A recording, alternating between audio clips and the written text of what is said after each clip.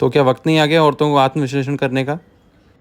औरतों को नहीं शर्मा जी, पूरे समाज को आत्मविश्लेषण करने की जरूरत है।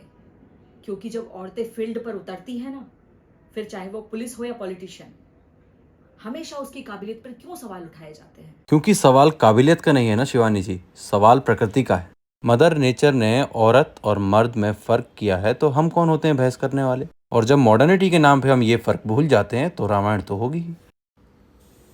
मदर नेचर के नाम पर बिल फाड़ने वाले उन लोगों में से हैं आप, जो रामायण के लिए रावण को नहीं, सीता को दोषी ठहराते हैं। शिवानी जी, अब आप अपनी बराबरी सीता मैया से करने लगी हैं तो अब मैं क्या बोलूं। अरे सर, हर औरत में सीता बसी है, क्योंकि हर औरत रोज सीता मैया की तरह अग्नि परीक्षा देती है।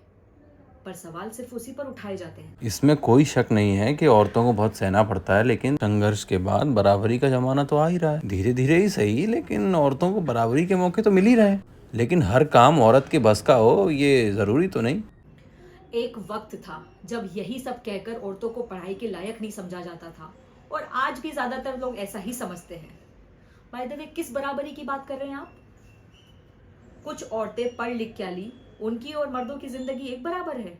क्या जानते क्या हैं आप औरत के बारे में? ऐसे ऐसे सवाल पढ़ते हैं जिसके बारे में एक आदमी कभी सोच भी नहीं सकता। साड़ी का पल्लू नीचे तो नहीं आ गया, वरना लोग कैरेक्टर को गलत बोलेंगे। ज्यादा हंस तो नहीं रही, लोग गलत मतलब निकालेंगे।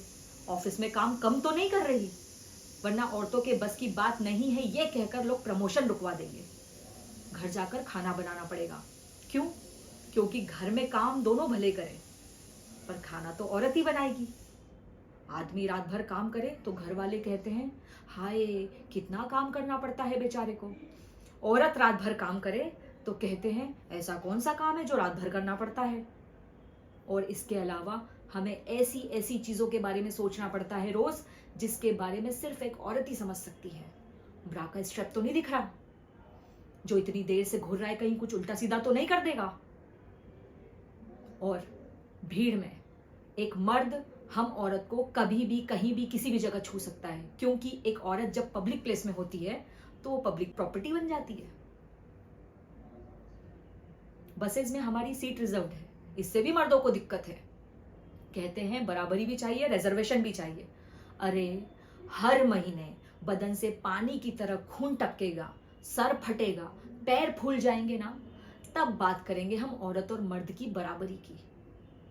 इसीलिए कृपा करके हम औरतों को क्या करना चाहिए, क्या नहीं करना चाहिए, इसके बारे में अपनी एनर्जी खर्च ना करके ये सोचें कि औरतें क्या करना चाहती हैं, उनको वो करने का मौका मिलता रहे। और सर, बराबरी तो बहुत दूर की बात है, फिलहाल हिस्सेदारी मिल जाए ना, वो भी काफी है।